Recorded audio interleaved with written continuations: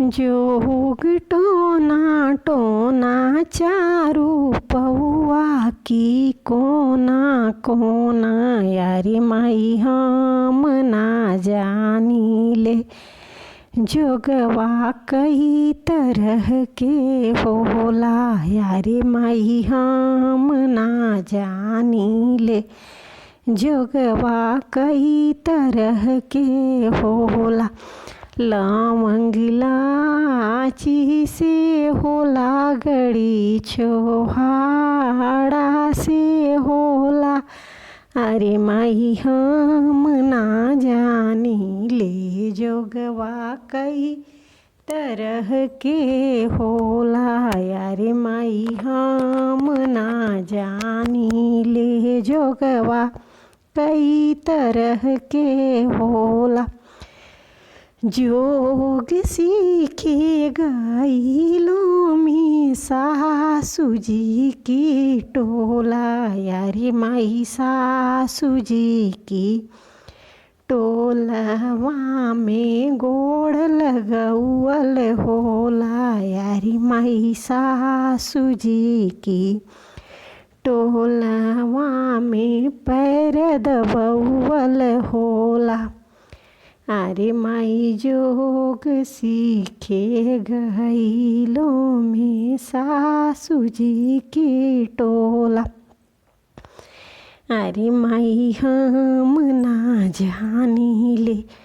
जोगवा कई तरह के होला जोग टोना टोना चारी पौआ की कोना कोना यारी माई हम ना जानी ले। जोगवा कई तरह के होला लवंग इलायची से होला गड़ी छोहाड़ा से होला यारे माई हम ना जानी ले। जोगवा कई तरह के होला जोग सीखे गईनी में गोतिनी जी की टोला।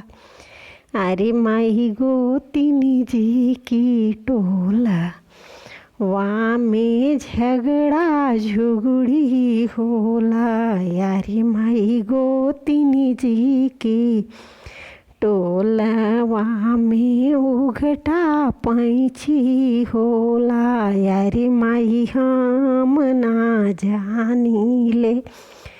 जोगवा कई तरह के होला जोग टोना टोना चारी पौआ की कोना कोना यारी माई हम ना जानी ले। जोगवा कई तरह के होला पाला जोग लवंग इलायची से होला पान सुपारी से होला लाल चूड़ी से होला और सिंदूर से होला यारे माई हम ना जानी ले। जोगवा कई तरह के होला जोग सीखे गईलों में ननद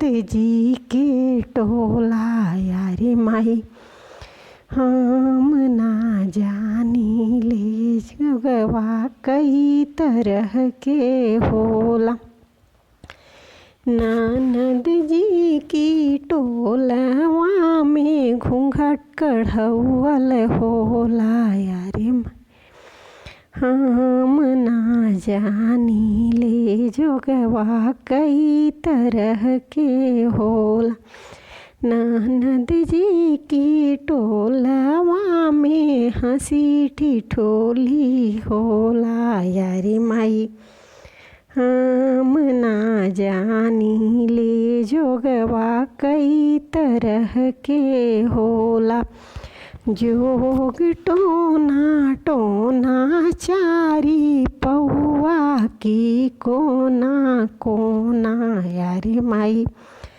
जोग सीखे गईलों में सासू जी की।